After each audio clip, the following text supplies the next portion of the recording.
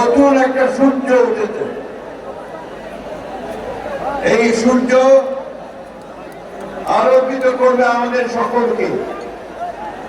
এই সূর্য একটা নতুন দিগন্তের সূচনা করেছে, নতুন স্বপ্ন দেখাতে শুরু করেছে।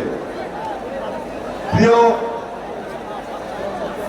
ছাত্র ভাই ও বোনেরা, আমাদের সামনে একটা নতুন সুযোগ উপস্থিত হয়েছে আমাদের এই বাংলাদেশকে আবার নতুন করে তৈরি করবার। আমাদের ছাত্র ভাইরা তারা অনেক রক্ত দিয়েছে, অনেক নির্যাতন সহ্য করেছে, বারবার কারাগারে গেছে।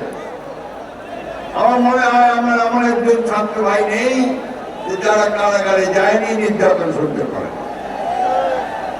আজকে যে টেকনাফ থেকে তেতুলিয়া পর্যন্ত সমস্ত এলাকার ছাত্র ভাইরা আজকে কেন সমবেত হয়েছে, এটা একটা অত্যন্ত আনন্দের দিন। আমরা একই সঙ্গে আমাদের কষ্টের দিন, কারণ 1 বছর আগে এই দিনটিতে, এই সময়টাতে আমরা আমাদের ভাইদেরকে হারিয়েছিলাম। আমি গত পরশু কথা আগে করে নেই আশুলিয়াতে গিয়েছিলাম। সেখানে আমাদের এই ছাত্র ভাইদেরকে গুলি করে মেরে ফেলার পরে পুড়িয়ে মেরে ফেলা হয়েছে।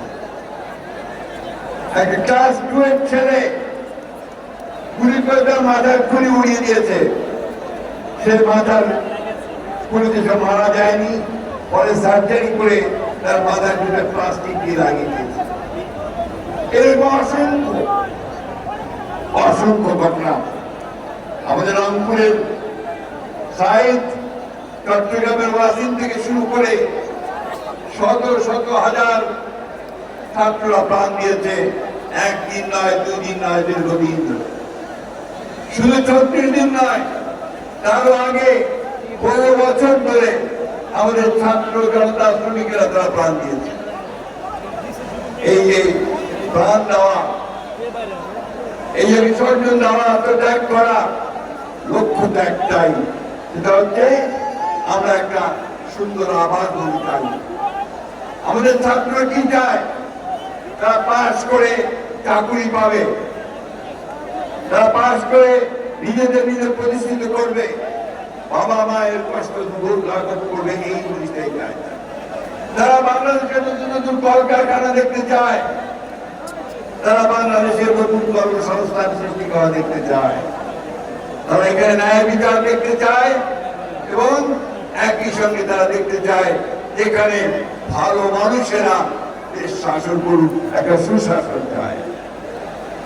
প্রিয় বন্ধুরা, তোমাদেরকে বন্ধু বলছি এই জন্যে আজকে আমাদের বয়স অনেক হয়েছে, তারপরেও তোমাদেরকে বন্ধু বলো এই জন্য তোমাদের সঙ্গেই আমরা সব সময় কাজ করেছি, কাজ করব। তোমাদেরকে বন্ধু বলতে আমরা গর্ববোধ করি। আজকে বাংলাদেশে একটা 1 বছরের আমি বললাম একটা নতুন সম্ভাবনা সৃষ্টি হয়েছে।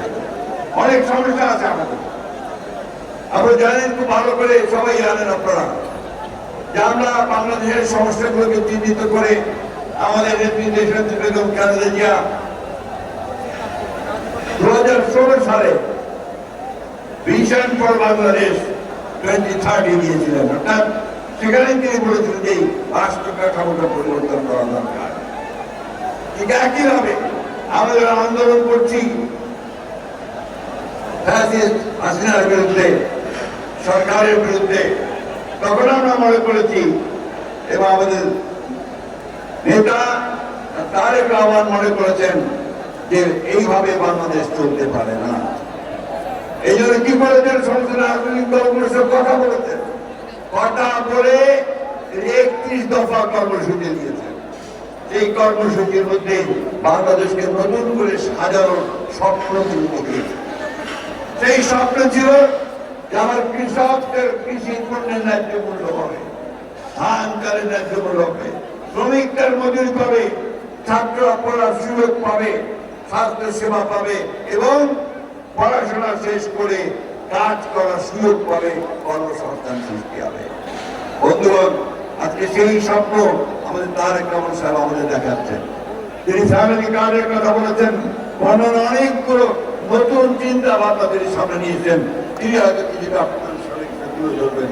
আমি শুধু এইটুকু বলতে চাই, আজকে আমাদেরকে ঐক্যবদ্ধ থাকতে হবে। অনেক চেষ্টা করা হচ্ছে বাংলাদেশে বিভক্তি সৃষ্টি করবার। আমাদের পাশের দেশে ভারতবর্ষে ফ্যাসিস্ট হাসিনা আশ্রয় নিয়েছে তার লোকবল নিয়ে। সেখান থেকে সে মাঝে মাঝেই হুমকি দিচ্ছে যে তারা বাংলাদেশে আক্রমণ করে। তা শুধু তাই নয়, এখানে তারা বিভিন্নভাবে গোলযোগ সৃষ্টি করার চেষ্টা করছে।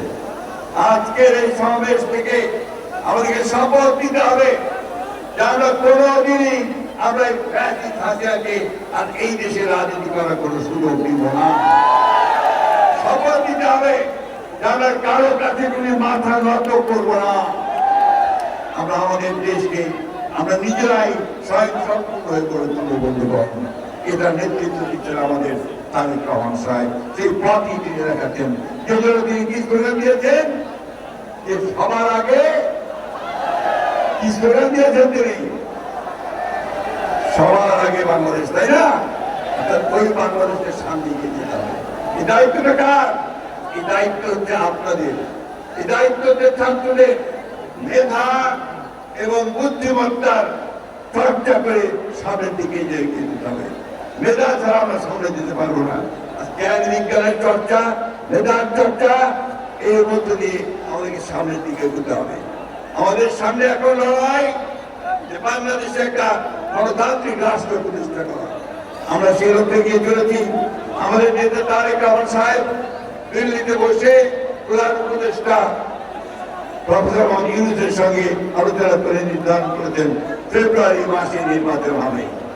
গোটা বাংলাদেশের মানুষ অপেক্ষা করে আছে যে ফেব্রুয়ারি মাসে নির্বাচন হবে। তার আগে গোটা বাংলাদেশের মানুষ অপেক্ষা করে আছে আমাদের নেতা তারেক রহমান সাহেব দেশে ফিরে আসবেন, তাই না? আমরা সবাই তাই চাই না? তিনি আসবেন, আমাদের নেতৃত্ব দেবেন, আমাদের পথ দেখাবেন। বন্ধুরা, আসুন আজকে আমরা এই শপথ গ্রহণ করি যে আমরা সবাই ঐক্যবদ্ধ হয়ে আমরা তারেক রহমান সাহেবের নেতৃত্বে আমরা এই দেশকে সত্যিকার অর্থে শহীদ প্রেসিডেন্ট আমার যে স্বপ্ন ছিল, দেশের এবং যে স্বপ্ন, সেই স্বপ্নগুলোকে আমরা বাস্তবায়িত করি। একটা সত্যিকার অর্থে একটা সুখী, সুন্দর, সমৃদ্ধ বাংলাদেশ, গণতান্ত্রিক বাংলাদেশ নির্মাণ করি। কথা বলে আপনাদের সবাই আবারও ধন্যবাদ অভিনন্দন জানিয়ে বক্তব্য শেষ করছি। আসসালামু আলাইকুম, খুদা হাফেজ। বাংলাদেশ জিন্দাবাদ, বাংলাদেশ জাতীয়তাবাদী ছাত্র দল জিন্দাবাদ, শহীদ জামানত দেশনেত্রী বেগম খালেদা জিন্দাবাদ, তারেক রহমান জিন্দাবাদ, শহীদ স্মৃতি অমর হবে।